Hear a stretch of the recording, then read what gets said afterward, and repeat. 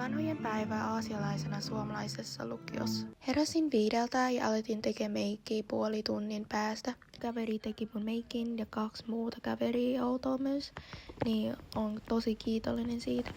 Kaikki teki meikkejä yhdessä, niin se oli oikeasti tosi hauskaa.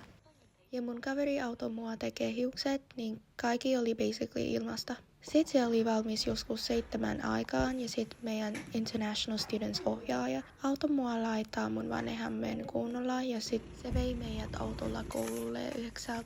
Tultiin kouluun, vaihdettiin mekkoihin ja otettiin kuvia ja kuvattiin TikTokeja. Meidän eka esitys alkoi 10 ja mä olin oikeasti tosi peloissani, mutta se oli silti hauskaa.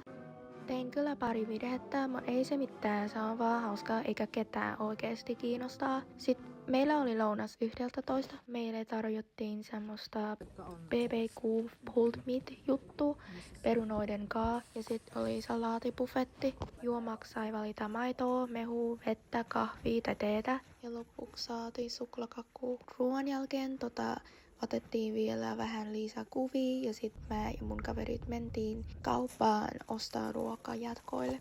Sitten me käytiin siellä paikassa, missä me pidetään ne jatkot tavallaan vähän niinku etukäteen tsekkaamassa paikkaa ja hakemassa avain. Ja se oli oikeasti tosi kiva paikka.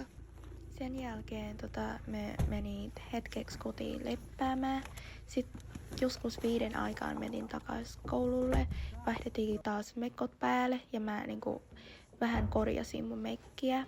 Sitten 6 alkoi meidän toka esitys.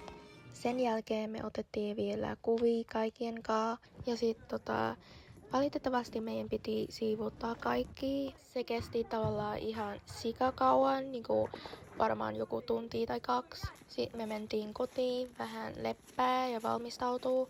Joka siltaa me mentiin jatkoille. Siellä ei ollut hirveästi porukkaa, koska meidän koulu on aika pieni. Mutta meillä oli silti tosi hauskaa ja me bailattiin koko yö.